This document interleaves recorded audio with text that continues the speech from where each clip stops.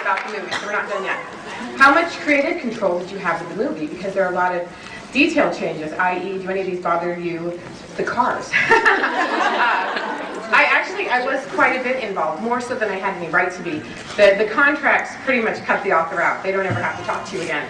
And I know why they do this, because making a movie is a creative project, and you get visions from the director and from the screenwriter and from the producers, and those don't always intersect just right. So it's just a matter of way too many cooks in the kitchen, and you add one more author who might have opinions about what has to be this way or has to be that way, and it can stop a movie from getting made, and it's happened before. But Summit was really cool. You know, they weren't the first company that had the rights to the movie.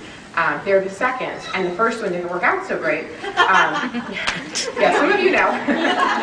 There was a script that was quite frightening, and so after that experience, I was worried. But Summit's been really great, and they wanted me to come in and have input on the movie, and they let me tweak the script, and then they let me work a little with some of the casting. And so I feel like they've been really good. It's true that I am not a huge fan of the exact cars that were picked because I'm a car person, but as was pointed out to me, I am like 1 out of a million girls who actually cares about the make and model of the Volvo, and I see that. You know, I know that that's not a normal thing. In my computer bag right now, the only reading literature I have besides the my books, but my magazines, I have Car and Driver and Motor Trend, so I know that's not normal, but you know, that's the way I am.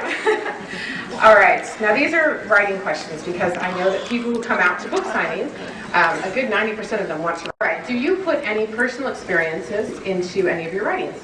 Sometimes. I don't do big themes, you know, and I have not had these huge love triangles and had to decide between 2 really hot men. Not my lot in life.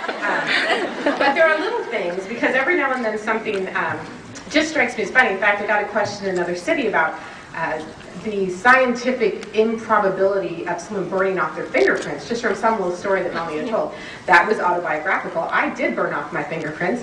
It can happen, and for 6 months I committed any crime I wanted, but then they grew back. Every now and then I'll put something in. I actually did pass out in biology because of other people pricking their fingers.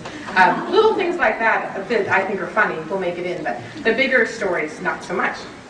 All right, how do you feel about your millions of fans? Do they make you nervous? The only time I really get nervous is when I'm like out in the hallway and I can hear people screaming. That's something I'm not used to yet. But mostly I just get really excited. I find that people who really respond to Twilight, like enough to come out to a signing or write me a fan letter, these are people I get along with really well. I've actually made some really good friends through the whole Twilight experience that I wouldn't have met otherwise, who are just really cool people. And so generally, I think people who read books, are cool people, and then people who read Twilight are specifically cool to me. All right, is it usually easy for you to come up with your stories? It is. It's not so much the stories. Like, I don't get stories. Everybody writes differently. Some people are all about the language and just using words really beautifully. And some people are about plots, and they construct everything really, really carefully. I'm a character writer, so what comes easily to me are the characters. And once you have interesting enough characters, I don't really have to stress about the plots because, you know, you have a girl who has a vampire she's in love with and a werewolf who she's in love with, and they don't get along, and you've got a story. I mean, it writes itself. So as long as I have interesting people to write about, I'm usually good. And I do have several files. I'd say about 12 different book ideas in my computer right now. They're all completely different series.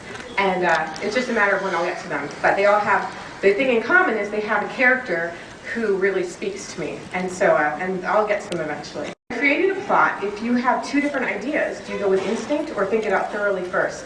That's happened to me several times. Actually, I have a story I'm working on now where I am just torn between 2 endings. And this isn't Breaking Dawn because that one has been long since finished, and we're still editing out typos, but you know, that's done pretty much. So it's a different story, and I cannot decide between 2 possible endings. And a lot of it is you have to think it out really carefully and think, okay, if I go this way, this is what it's going to sound like, and this is what it's going to feel like. Am I going to be satisfied with that? But is this way too much? You know, is that over the top? And in the end, you have to go with instinct. But you do have to think things out, because every now and then you'll be writing, and if you haven't thought things through, you'll hit a point where you realize that it's impossible to do whatever it is you were trying to do. You've just written yourself into a corner. So you have to do both. Instinct is what decides it finally. Okay, very last question before I go sign your books. Have you ever had a crush on one of your characters? The real question is, are there any characters I don't have a crush on? There are only very few. I mean, because I even have a crush on Alice, you know. I have so it's hard to say. Generally, yeah, I can't write someone being in love with someone else, especially when you're writing from first-person perspective, without falling in love with them yourself. So it's a really hard thing to step away from the computer and realize they're not real. It's painful, but that's the price of writing.